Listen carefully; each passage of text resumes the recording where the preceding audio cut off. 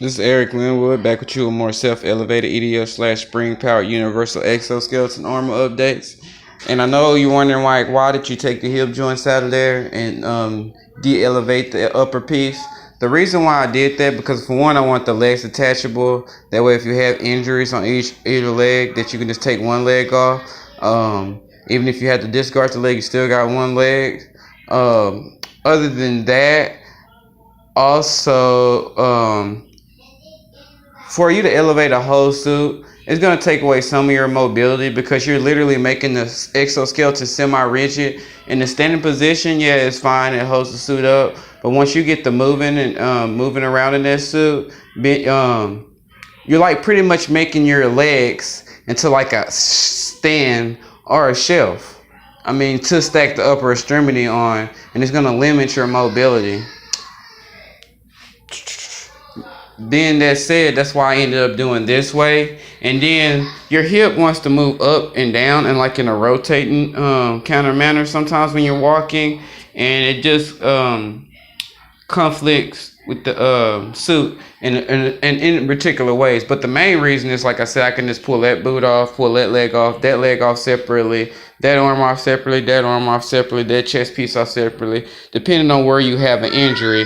And then the suit is just a lot better that way when for the mobility of the suit and for it's being user friendly and getting injured in the field, opposed to having a full exoskeleton all linked together. Only thing I could tell you is don't be a wuss. It's just 30 pounds, chest and back piece. Carry it around.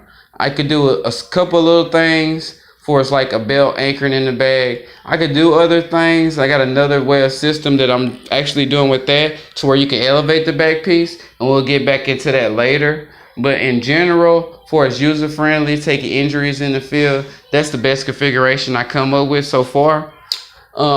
Take in mind soldiers wear a vest with plates in there that's not elevated at all, that weighs around 35 pounds itself, not counting the utility vest for its ammo, for its medical supplies. I mean, this is a standard issue with the standard supplies that weigh you 50 pounds. That's without a rucksack that could weigh anywhere from 85 to 200 pounds. Just do the lightweight. 50-pound armor with meds and bullets, and then your rucksack that's 85 pounds with your other stuff. That's 135 pounds upper extremity that you have literally thousands upon thousands of soldiers all over the world. That's what they're carrying right now.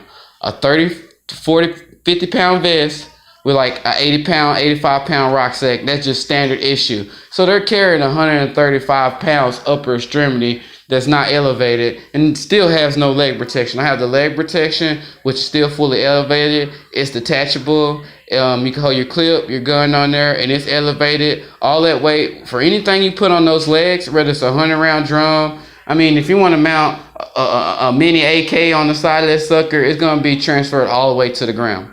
That's the cool thing about the legs. And then, like I said, and if you look at standard Army equipment, only thing they have on the legs is like the knee pads right there and some boots.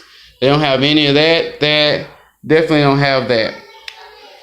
So it's still an upgrade from standard issue equipment. Even if you talk to Watt, most of them don't have any leg protection. You have some that's getting more into that.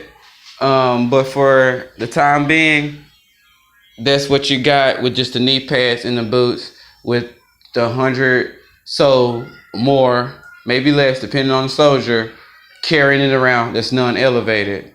So I think I'm doing pretty good with that, especially with the legs that float, the upper extremity that float. I got an extra hard piece in my Kevlar vest.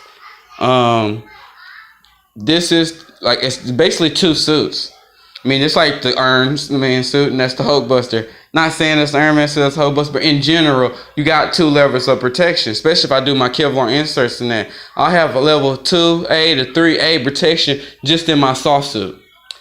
Then you add my hard suit itself, it's level 2A to 3A. I mean, even in some places, just that piece is right there is stopping AK rounds by itself without being stacked on top of that. So basically, I got a suit that's on a suit. It's Eric Linwood, and I'll be back with you with more updates.